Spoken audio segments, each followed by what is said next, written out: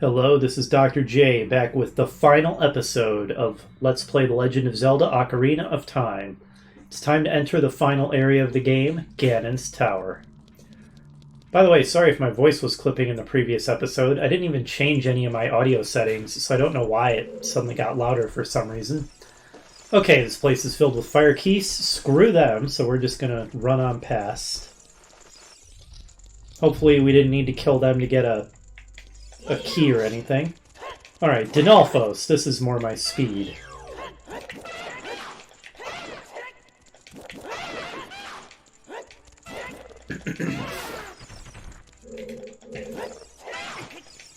Please lock onto it, Navi. Please lock onto it.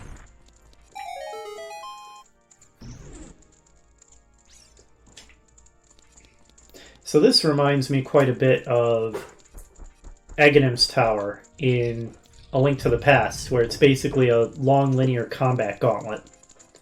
It's pretty cool.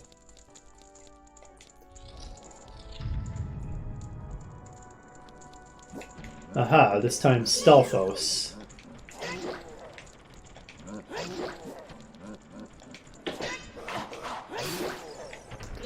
Ah, okay. Nope, never mind. I was going to say this might be a case where we have to kill them both within a time limit or one will revive, but that doesn't appear to be the case. What you laughing about now, huh?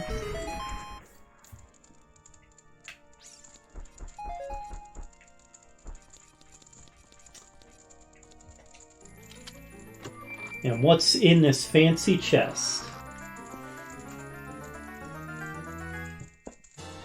Aha, it's the boss key.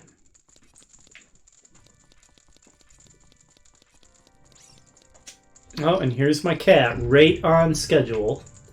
Is that the wrong direction? Is that where I came from? Must be, because it's a tower, so we're going upward. Hi, Jolene. You really like making it more difficult to record Let's Plays, don't you?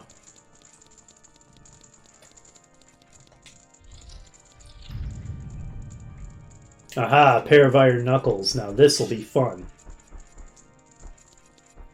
Can we fight them one at a time? I don't care. Even if we can, I'm going to fight them both at once.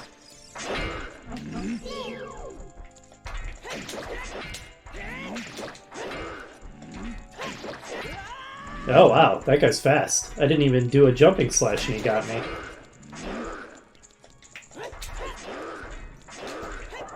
A white and a black iron knuckle.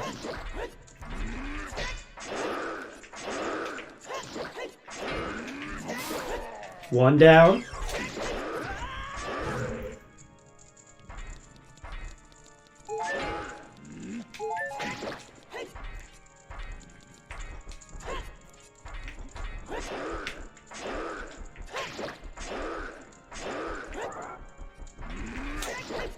Does Navi have anything to say about them? Nope. Just the normal stuff. Get wrecked.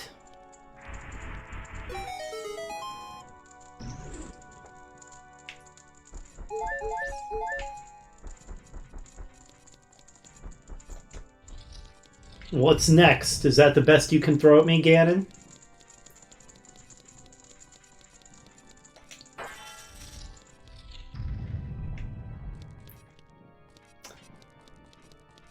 The organ music is getting louder.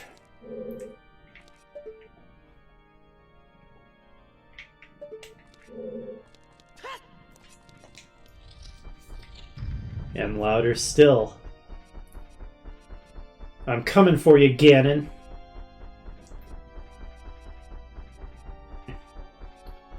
Sit there contentedly playing your organ while you can. There's 5 feet of Bigoron steel with your name on it.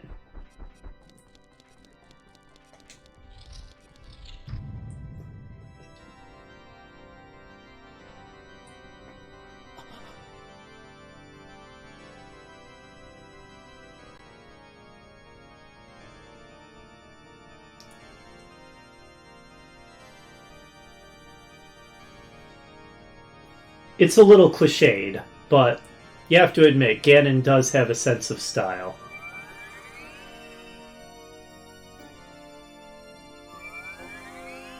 The Triforces, they're resonating.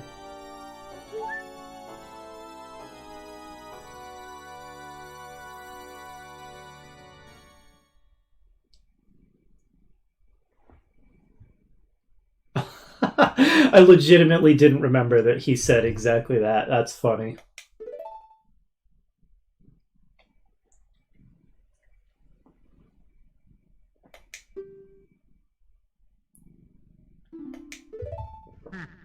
I still don't see why, since the Triforce shattered when you seized it because of your unbalanced heart, it would suddenly agree to combine into one for you this time. I don't think you've thought this plan through, Ganon.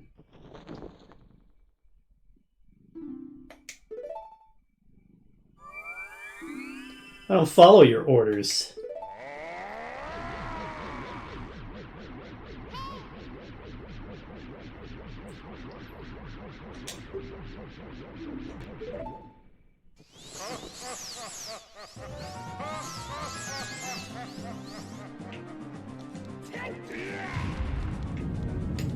Let's go, Ganon, you power-hungry, bloodthirsty maniac.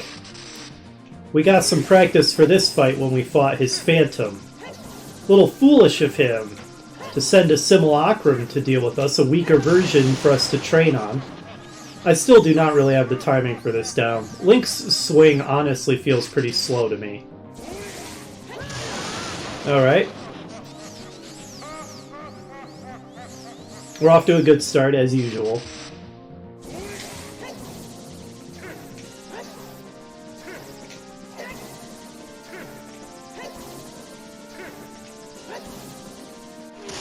Get wrecked. I missed! Damn it! Not having Navi to lock on is honestly an impediment for rapidly aiming the bow. Especially because Ganon recovers from the stun very quickly.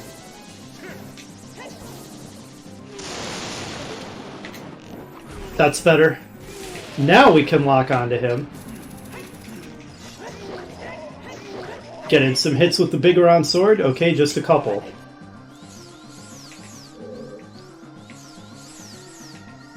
Round 2.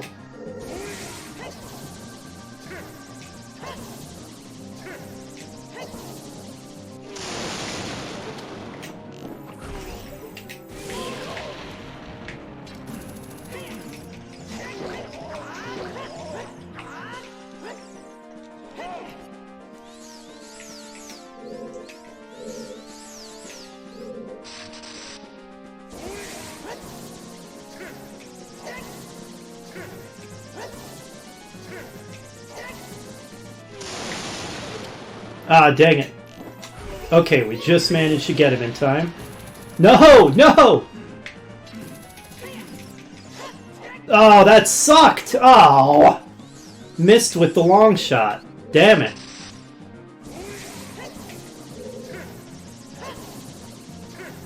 Okay, lesson learned. Wait for him to have fully fallen before firing the long shot. Alright, wait for him to fall. Now.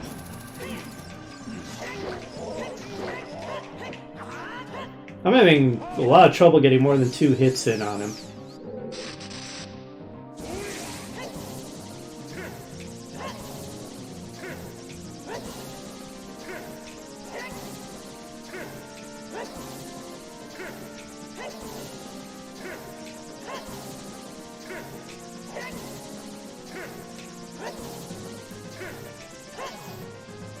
Good grief. Okay, he finally mistimed it.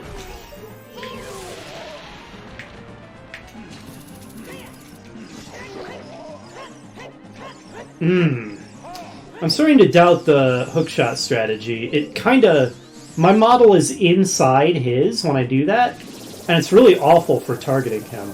I'm starting to think I should just use the hover boots or... Oh, okay. Well, I failed to dodge that. I'm starting to think I should get across some other way. Let me go ahead and equip the hover boots. I think that's going to work better. Again? Well, since it worked for him so well the first time, let's roll this time. Okay, there we go.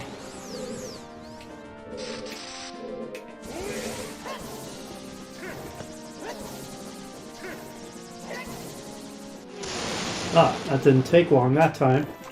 Okay. Oh man, that works way better. Why the heck was I using the hook shot? Get wrecked, Ganon.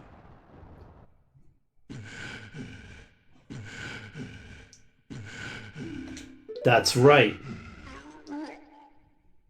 That was originally Blood. I see I'm playing a version where it got changed to, I don't know, Green Vomit.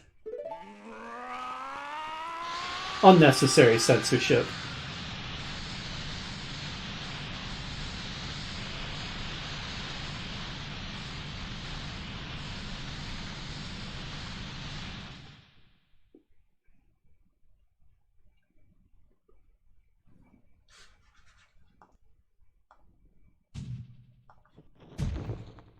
And thus he falls.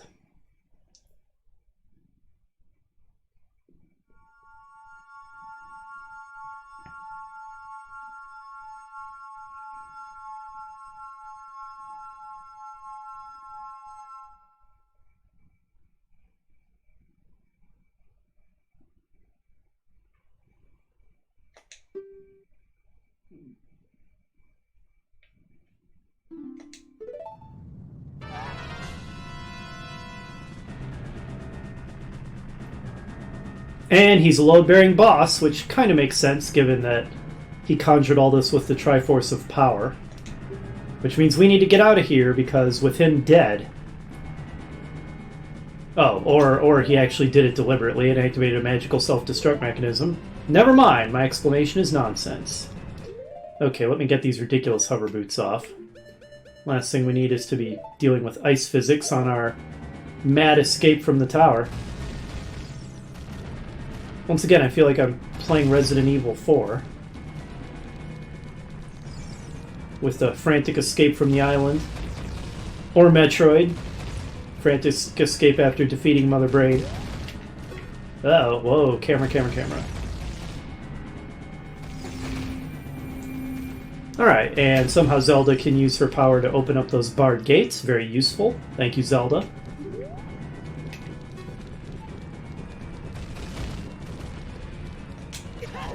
No, don't stop to gasp when I take damage, Zelda. Time is of the essence here. And trust me, I can take it.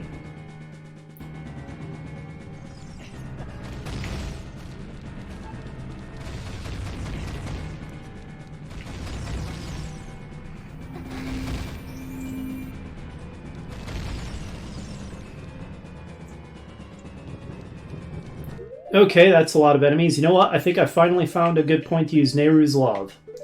I'm going to use it here, then I'm not even going to need to worry about taking damage.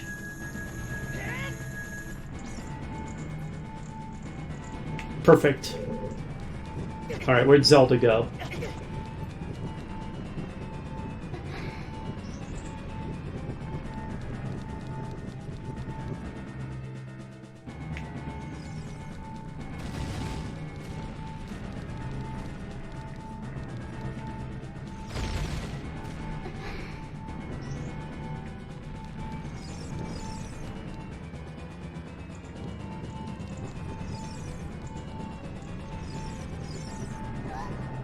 Oh, looks like the spirit of Ganon is still working some mischief.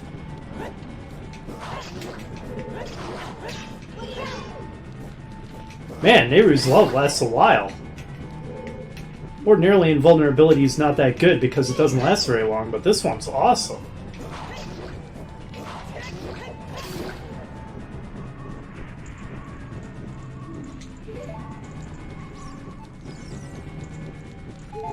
I guess I didn't need to pick those up. Well, hey, at least we got to use Nehru's Love once before this playthrough ended.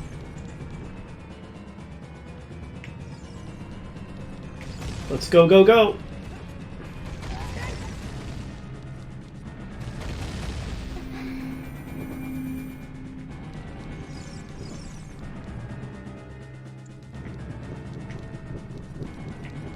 I guess they weren't enemies. I thought maybe they were torch slugs, but no, it's just flaming debris.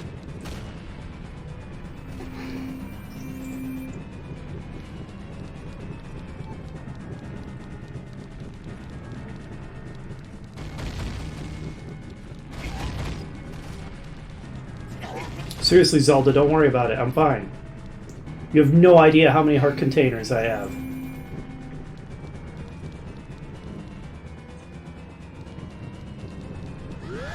Ah, freaking heck. No. No, no, no, that's not what I meant to do. Oh, god damn it. Okay, this is what I want. Come on. This is obnoxious. Die, you piece of shit.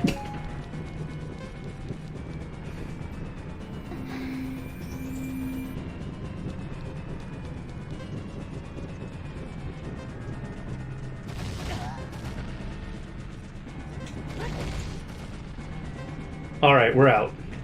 With plenty of time to spare.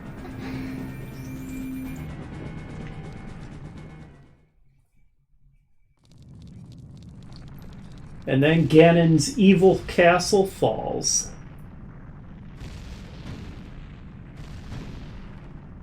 This is all that remains of your dark ambitions, you would-be tyrant.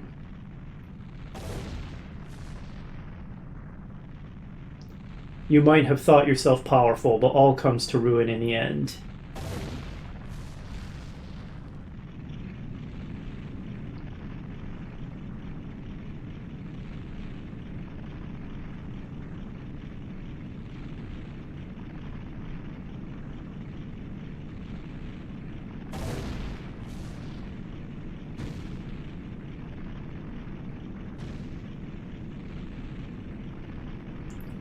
Your hunger for power and lust for blood are as dust in the wind.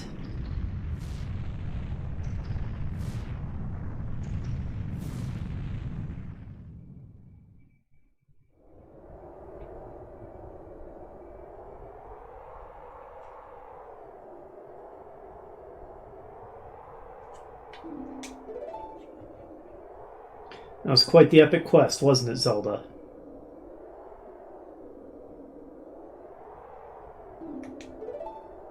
Well, it's alright, Navi. I had to aim my bow manually, but...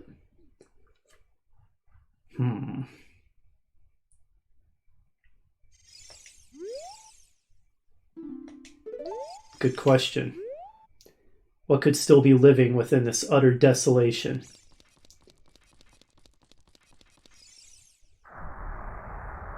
What? Impossible!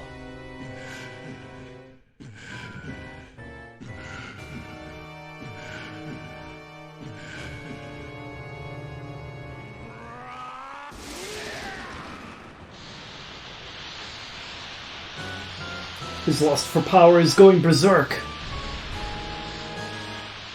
It's turned him into a horrible, twisted demon. He doesn't even have the shell of a human anymore.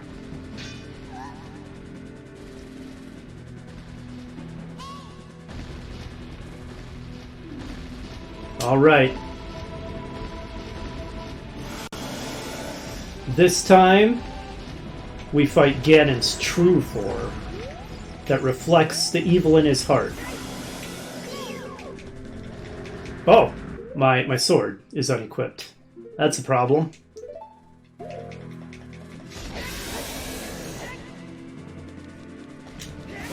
Ugh, okay, I took that one in the face. I was trying to get fancy and roll between his legs. Like this! Strange that his tail is his weak point. Don't worry, Zelda, I'm alright.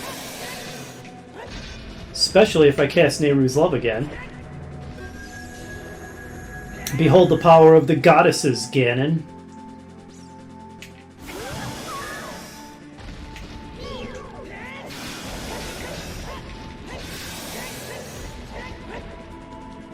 While we're at it, we can also stun him with the light arrows if we hit him in the face. Though Navi doesn't seem to want to target that. Oh, never mind, she will. Oh, apparently I can't use that while Nehru's Love is on. Okay. Well, we'll just remember we've got that in our toolkit for when Nehru's Love wears off.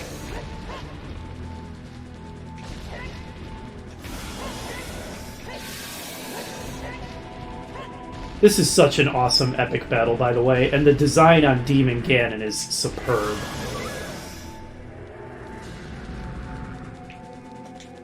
And being surrounded by the Ring of Fire, everything about this is so cool.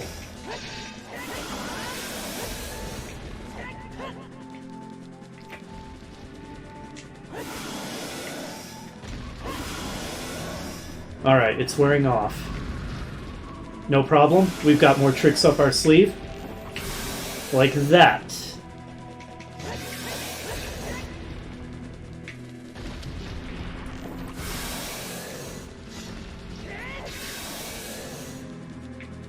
I see you also have heart containers, Ganon.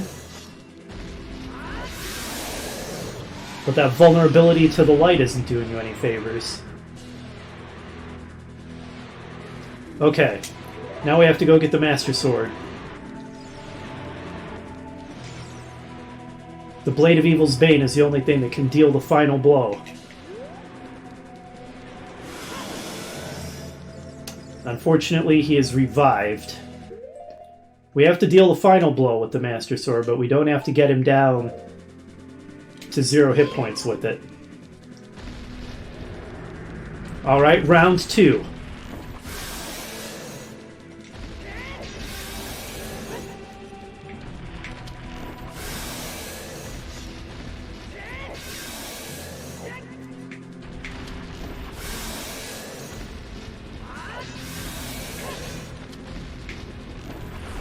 Uh-oh, that one didn't take for some reason, and then I got caught on a piece of debris. That didn't end well for me. But I got more magic, so that was a big plus. Oh, my cat's rearranging herself in my lap.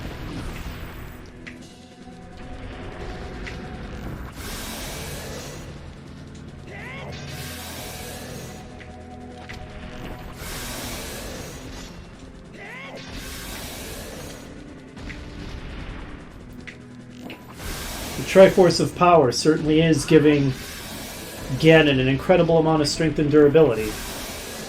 But even it isn't infinite.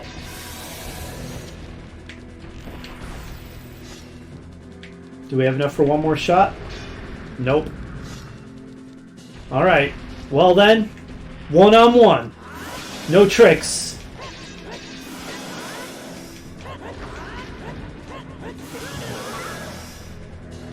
Okay, it seems when I have the sword out, I don't roll. I do the jump attack, and that's not what I want. That's not going to get me between his legs. Sheathe the sword, Link. There you go. Fairies. We don't really need those, though. Ah, since they're right here, I'll try and go through one, though. Oh, more magic. Let's grab that.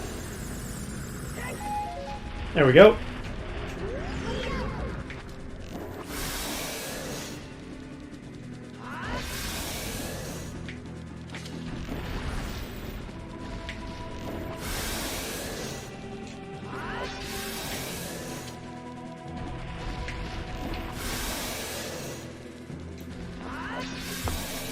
Man, this guy's durable.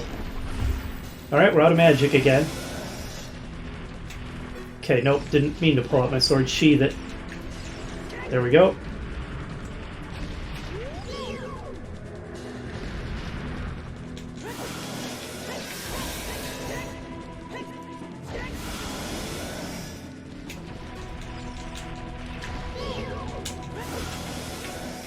Oops, I messed that up.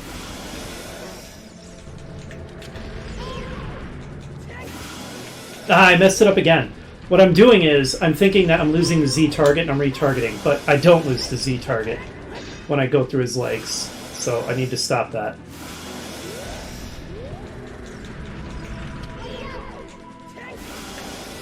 There we go. You know, he's taking so much damage, I wonder if I really do have to use the Master Sword for this part of the fight. Because this has been an awful lot of damage.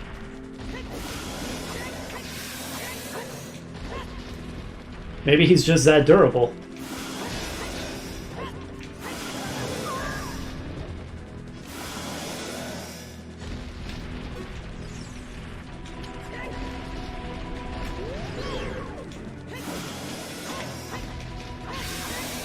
Huh.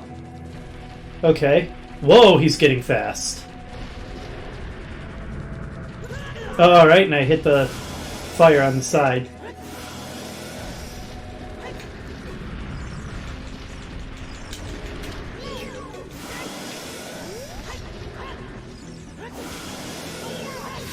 Got him.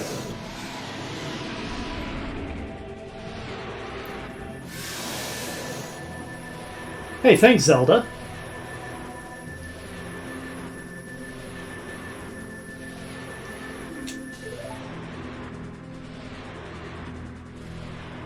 She's out of mana points. Don't just stare at it, Link, stab him.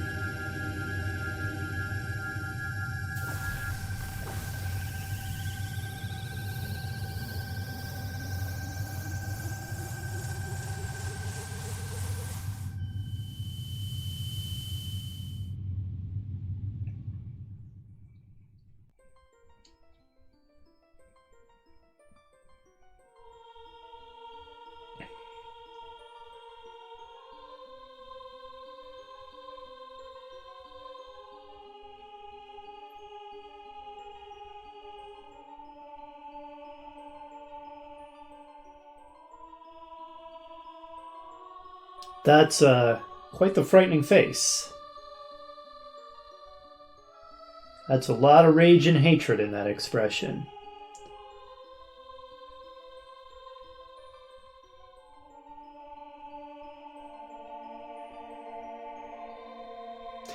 As you'd expect of the Triforce of Power. It takes the combined power of the Master Sword wielded by Link, Zelda's magic, and the 6 sages to overcome it.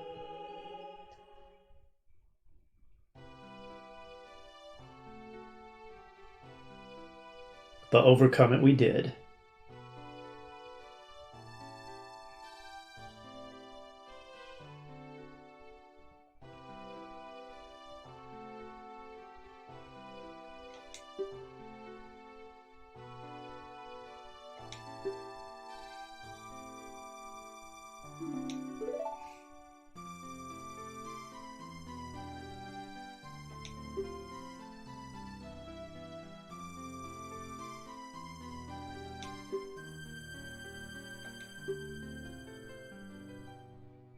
Yeah, I was kind of complaining about that earlier.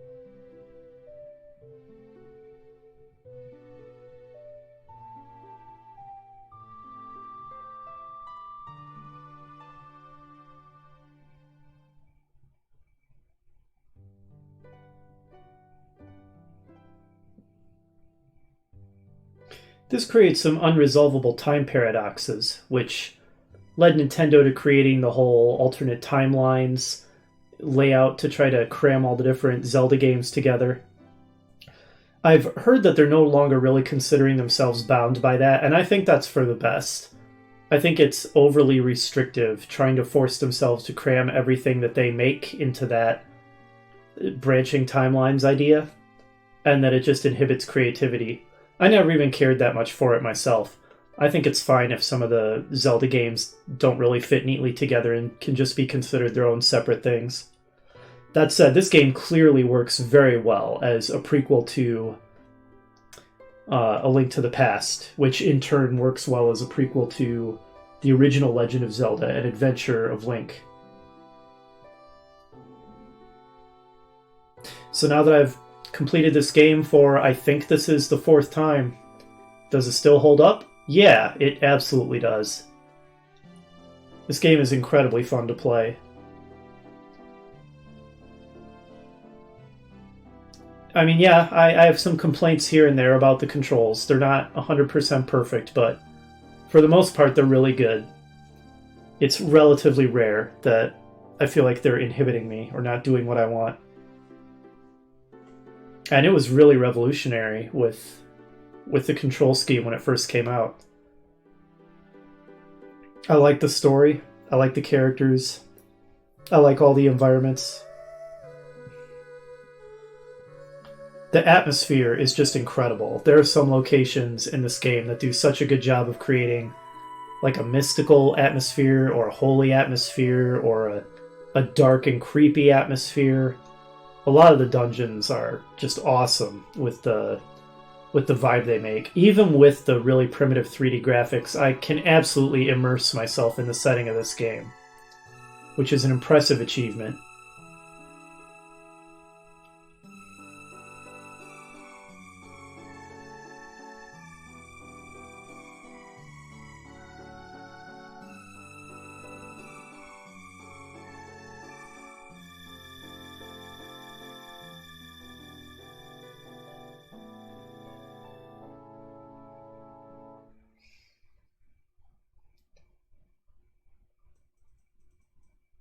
I really had a lot of fun doing the dungeons out of order this time, too.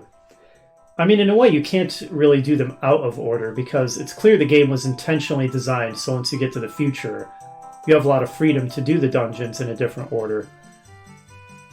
But you know what I mean, since the story clearly tries to steer you into doing the dungeons in a particular order, if you ignore that and do the dungeons in a different order, then it just feels non-standard.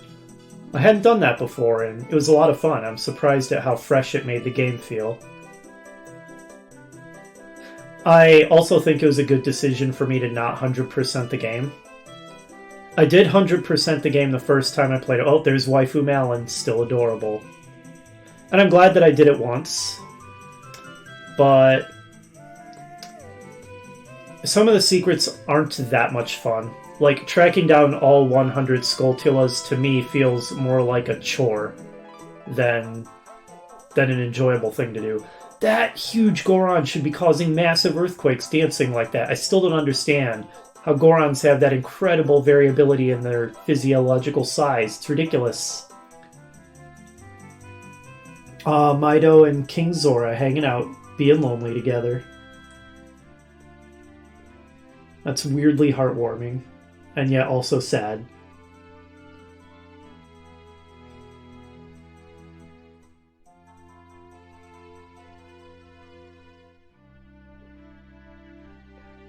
But yeah, not all the secrets are really fun to get, so I enjoyed this playthrough more, not forcing myself to 100% it and get every single heart piece and every single gold Skulltula. Ah, there's the sages.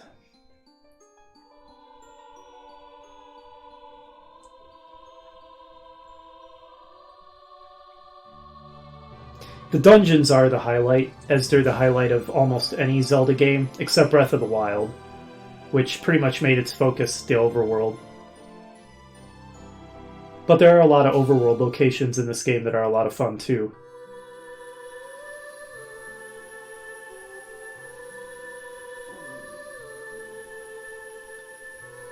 But the dungeons are the highlight.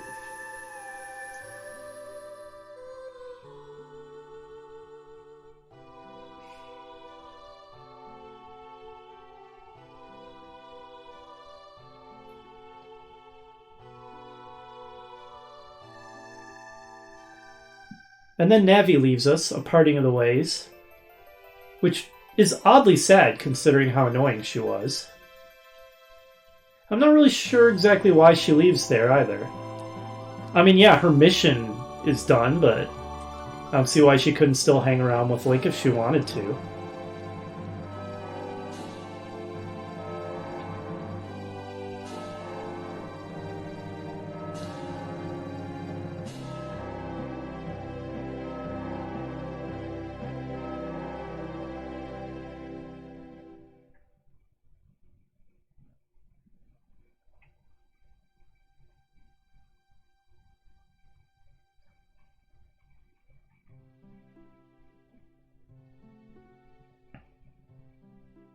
What are you doing, Link? Go to Lon Lon Ranch, offer to become a farmhand, grow up a Mary Malin.